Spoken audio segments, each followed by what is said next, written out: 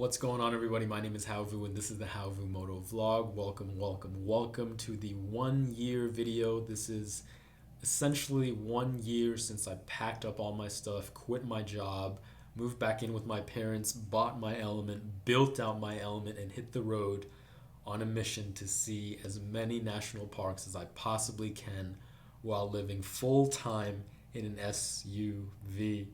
So, we're just starting off with some footage of Rising Sun. As some of you know, I worked for a couple of months in Glacier National Park because I was just flat out broke, and it couldn't have been a better summer. Probably the best summer of my life.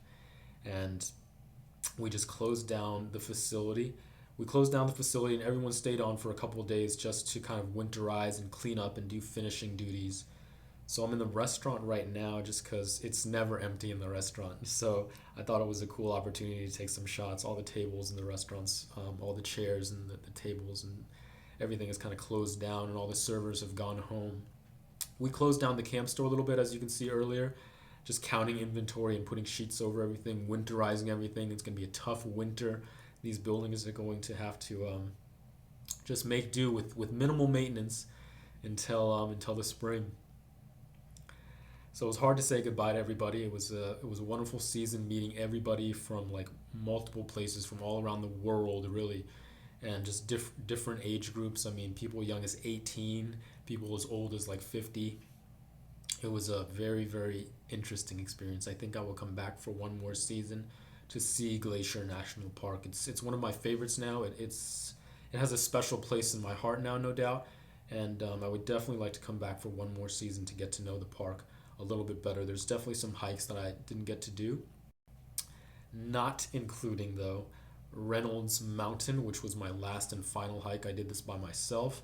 I stayed on specifically so I could have an extra day to hike. It was an amazing weather day. I mean, it was a perfect weather day. I couldn't have asked for better conditions to hike. I mean, it was a little bit cool, it was a little bit breezy. There was zero breeze on top of the mountain, which is uncommon, but I'll take it. You don't want heavy winds when you're on top of a mountain peak. But this one was really good. There wasn't really anybody on the trail. This is like an actual climb. It's not an official trail, so it's not maintained by the Park Service. You can't find the route on like all trails or a typical hiking thing. And until I got to Glacier, I haven't really done off-trail hiking. Even like the peaks that I've climbed in California, there's always generally like a good trail. And with these peaks, it's like rocky. There's scree, which is also a term that I didn't know until this season. Scree is just like this loose rock that just like slides down, kind of like has these little mini avalanches, and it can get pretty steep at times, and you just have to do it. Whereas a normal trail, it's kind of like built for everybody. Everybody can kind of hike any trail. It's just going to be kind of tough physically if you're out of shape. But with these mountain climbs, you do have to have a certain amount of physical strength to actually do it. Not everyone is going to be able to do it. It's not a matter of just being out of breath. You will get in situations where it's just steep and you have to use your physical strength to like climb boulders, and it's a very interesting experience. I've gotten oh shit moments quite a few times this summer, even bailed on a few peaks just because I lost the trail and it was getting too dark outside and I just couldn't make it to the peak, and that's like never happened. So dealing with fear was a big lesson that I've learned this summer. I haven't experienced fear as much as I have this summer in quite some time. I mean, a long time. Fear, like normally in life, it's like fear of like, oh, where am I going to spend the night? Where am I going to make money? But like really, like running in like face to face with a bighorn sheep, like an alpha male bighorn sheep, that was no doubt like I locked up for a second there. He was staring me down. I didn't know what to do. I like stared at him back for a little bit, which was not the right thing to do. And also getting stuck on these mountains, like getting off trail, like climbing like places where I shouldn't be, like so much off the route where I should be, and just like not knowing whether to go up or whether to go down, just like being paralyzed with fear, like scared, like, and I'm not gonna die. Like if I just zoom out, like I'm on this mountain, yeah, but it's just really a steep hill. It's not like a cliff where like I'm climbing like the face of El Cap or anything like that, right? Like it's not like I'm just gonna fall and like fall to my death. But in that moment when fear takes over my body, it's a very interesting thing to learn how to sit with that and just breathe into it and just be calm and just realize that you're going to make it through. And the more moments of those I've had, the stronger I am and the better I am able to deal with those moments. But just experiencing fear like that was something very unique and something I wouldn't have been able to experience had I not been living in a national park and just kind of pushing the envelope of what I do. So that's something that I'm very grateful for. That was a big lesson that I'll take away from this summer. Just how to deal with fear and just like really what it means to feel alive and to fear for your life. You know, like what it means to feel that way and what it means to actually be in a situation that's really a matter of life and death, objectively speaking, or just like that fear paralyzing you, kind of coaxing you to not go on, to tell you to stop, and how you listen to that or how you push it a little bit. It's a very interesting thing.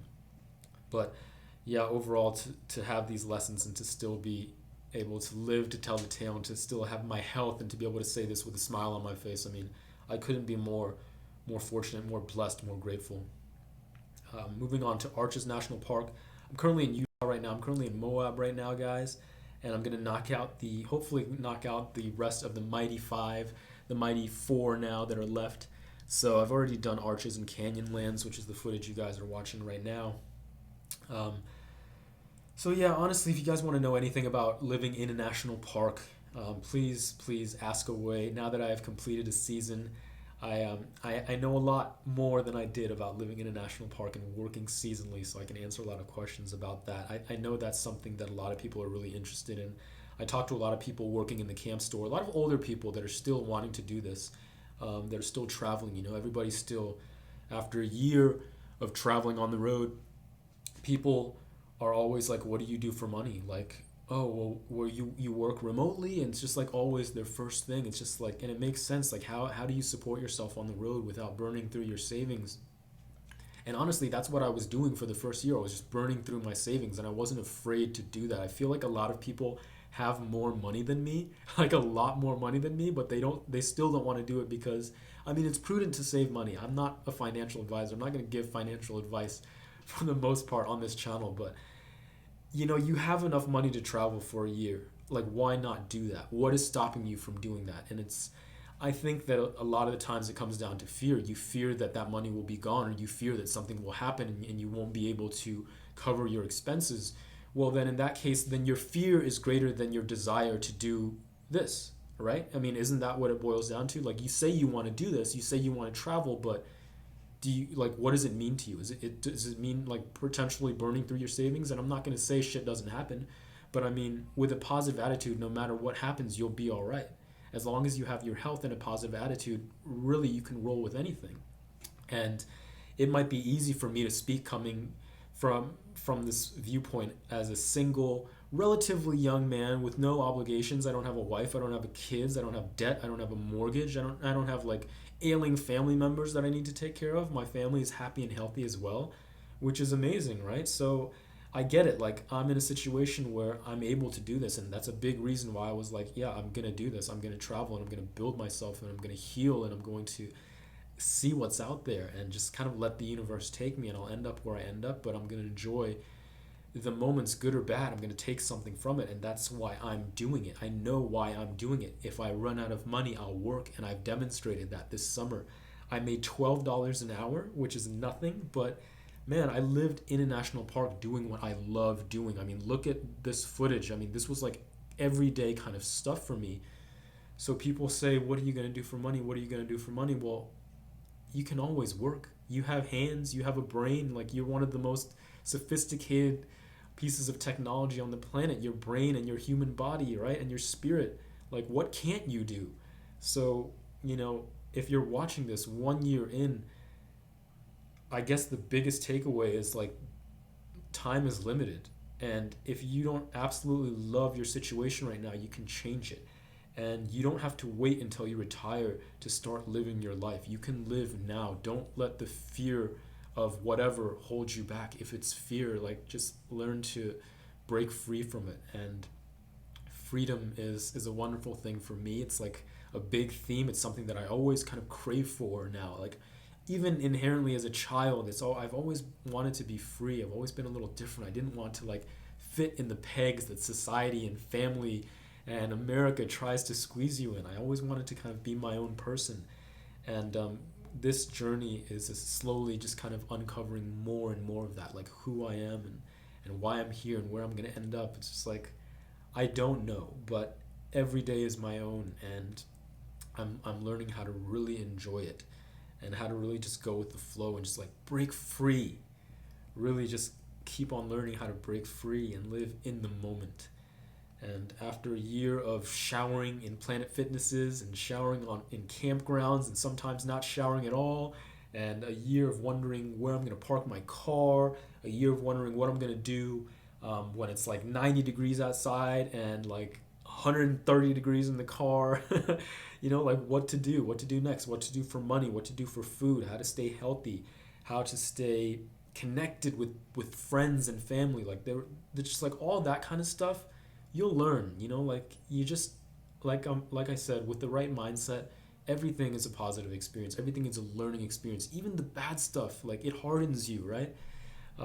And being in nature, seeing the plants, like the plants that withstand this like harsh desert conditions or the harsh winter conditions, or the mountains, like, and like the canyons carved through like millennia, like it really just puts things in perspective. Like your issues are really not issues at all. They're just building you. And if you have the right mindset, then you're just going to continue to grow, and you will leave a positive impact on the world, right? Like the more positive you are, the more healing you do, the more you open your heart. No matter what you do, you're just going to touch the world in a positive place, and you don't really have to worry about anything like where you're going to end up or where you came from. Everything's just kind of work out. So if that's the wisdom I can impart on you guys after 1 year of living in an SUV, I think that pretty much sums it up pretty well. If you've made it to the end of the video, thank you so much. It means the world to me.